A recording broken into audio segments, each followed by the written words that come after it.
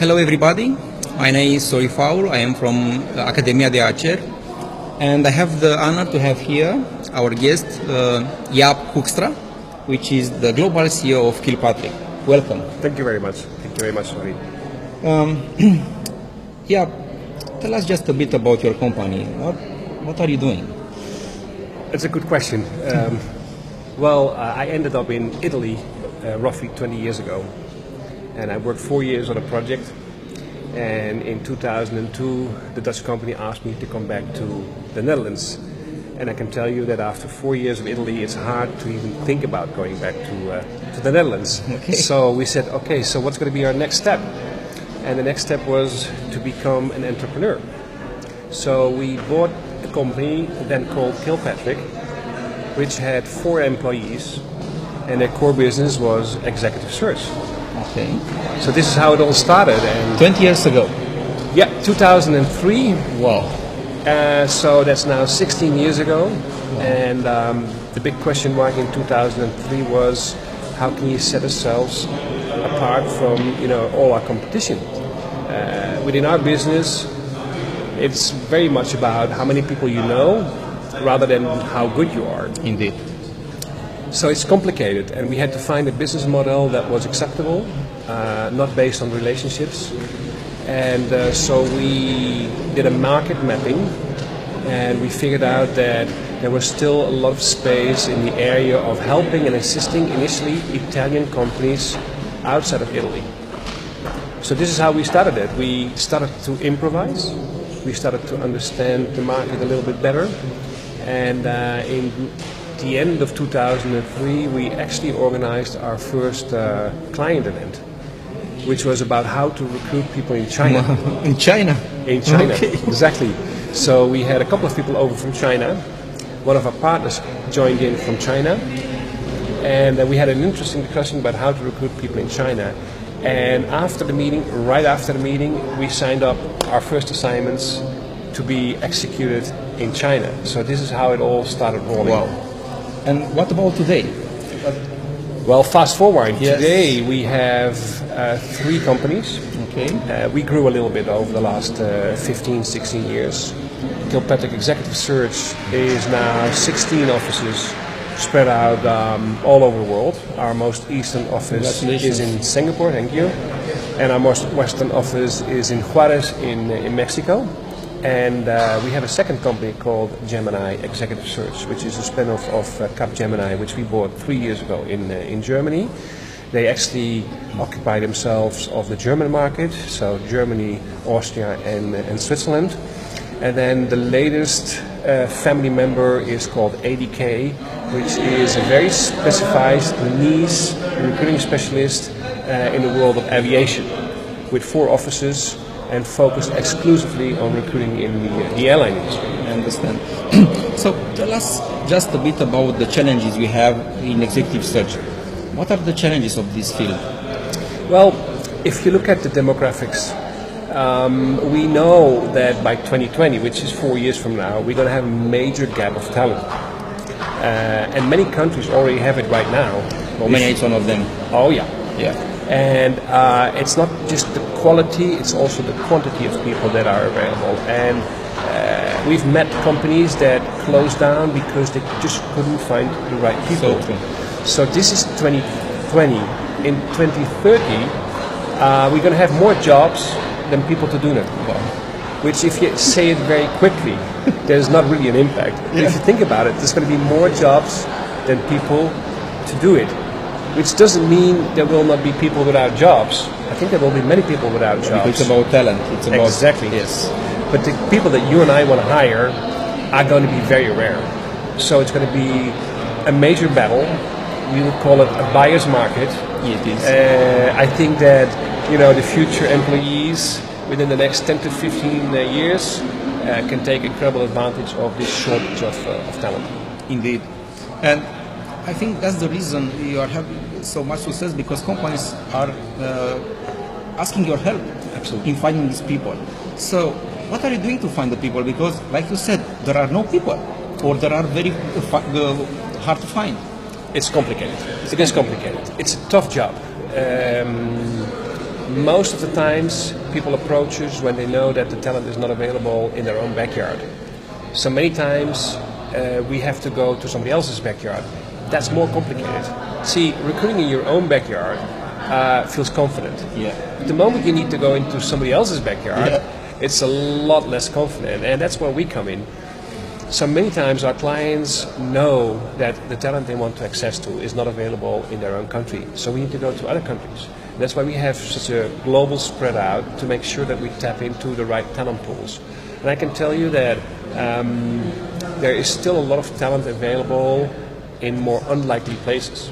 So when we talk to, let's say, our Western European clients, they always say, oh, why didn't you go and recruit in Romania? And we're like, Romania? Seriously? I mean, 15 years ago, yes, you were going to recruit in Romania. Today, Romania is and has a need to recruit outside of Romania to get the people in. So it doesn't make any sense to go and recruit in Romania. But there are other countries that still have good resources available for now. And strangely enough, they're not even that far away. Greece is not doing that well and has a fair amount of people available. Spain is not doing that well either and has a fair amount of people available. You always have to look around and see what markets are moving and where, exactly, in order to find the talent you need. Yeah. Over the last 1.5 years, one of our major funds of talent comes from Turkey. Turkey is exceptionally rich with talent. It's a bit of a bridge between the subcontinent and Europe, and we can place them in the subcontinent. You know, those are people that really know how to deal with more complicated countries such as Iran, Iraq, Pakistan, and Bangladesh. But they also understand, let's say, the European needs, because they are the bridge between these two countries. Interesting. Works out really smoothly. How long does it take, as an average, to find a person like you are searching for?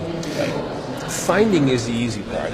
I mean, with social media, finding people is a lot easier than it used to be 15 years ago. More difficult. Yeah, we started off with the phone book 15 years ago. Okay. Today you have social media at your disposal, so easier to find people. The problem is that finding people is not enough. It's not enough. You got to actually connect to people. Now, that is a lot more difficult. Indeed. Because on first sight, let's say you would have an average of 60 people that would actually match the job. In average, a recruiter gets about a 15% response rate. So he speaks to 9 people. Exactly. 9 out of 60. And the question always is, so has he spoken to the most talented people or to the most available people? Well, I can tell you, it's the most available people, because those are the people that keep sending in their resumes all the time, okay? Yeah. The other 51, you know, they go just to the button, they just delete it within a nanosecond, because most of the talented people get between 10 and 15 invites. Yes. Every single month. Every single month. They don't really care about it. So you really want to do a good job, you got to go beyond sending out emails and use social media. You got to actually try to build a relationship. That's time. Consuming, indeed. You have to absolutely build a bridge with that person. Has to be very personal, I think. Absolutely. Sometimes. Absolutely. And these are people with values, and they know what they want. And they are not interested in moving at all. Those are people that are pretty happy in the jobs where they are. They have great responsibilities. So it takes a long time to seduce people.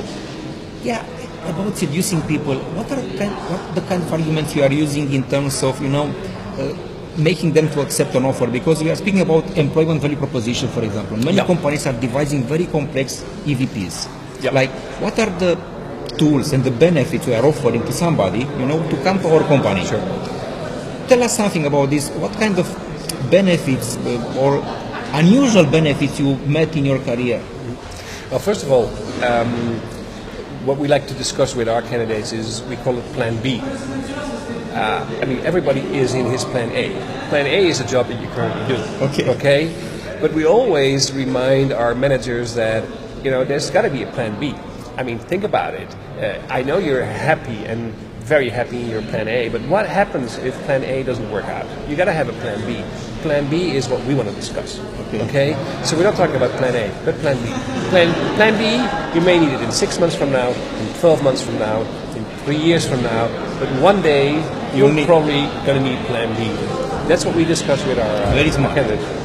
And so, building on that plan B, we can actually see if the candidate has a potential match with our client.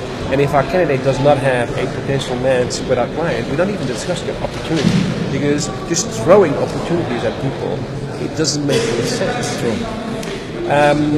Clients are, once in a while desperate. So one of our biggest tasks is also to sit down with the clients and go down and talk with them about their requirements. And that's a tough discussion. As much as it is tough to convince a candidate to initiate a discussion with our clients, even before that, we sit down with our clients and tell them, wow, your job description is 4.5 pages. Great. So you are also assisting your clients, absolutely, in order to attract better candidates. Oh yeah, absolutely. So the thing what we need to do is distinguish between want-to-haves and need-to-haves. And that's a tough discussion that we do with our clients. But we sit down with them. We come from the market. Clients choose us because we have a certain seniority, but we also choose our clients.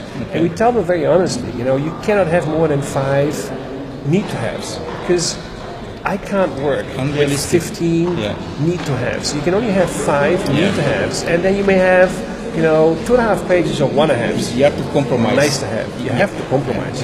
And if we've got that settled, then the mission is possible. And if the mission is not possible, I mean, honestly, as a recruiter, as an executive search firm, we're not magicians. If you can't do it, we can't do it. So if the job is impossible to do, why should we accept it? I mean, we're having a 92% rate of success, and it's because the clients choose us, but we also choose our clients. And once in a while, we just walk away from it. Can't do it. We have time, I think, for one more question.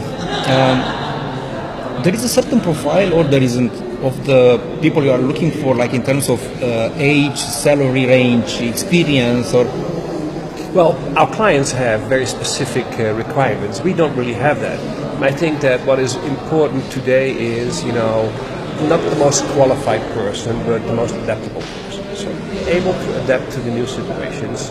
We have moved in currently to what we call the digital certification, because the digital transformation is becoming really important. And we've noticed that many of the top talented people, they are high performance in one company, and they move to a new company, and sometimes they fail. And it's because the digital challenge that we currently have is so high that, yes, he is a manager and he used to be managing 200 people. Now he's going to move to a new company and he'll still be managing 200 people, but the thing is that those 200 people are in 42 different countries, and you have to manage them remotely. Oh, and by the way, none of them reach the age of 30, so they're all millennials. That's a totally different ballgame. So the digital certification gives us a bit of an insight of whether this manager actually would qualify in a new organization where the digital disruption is a lot higher than it used to be with his previous company. So it's a very interesting world, and I think that by the time you think, now I've got it under control, you know for sure you're too late. Yeah, I want to thank you very much for these insights, and let's see what happens in the future, because for certain the time is very interesting, and in 2020, who knows what. We'll find out. Jaap Hoekstra from Kirkpatrick and Sorin from Academia de HR. What's the best from us? See you.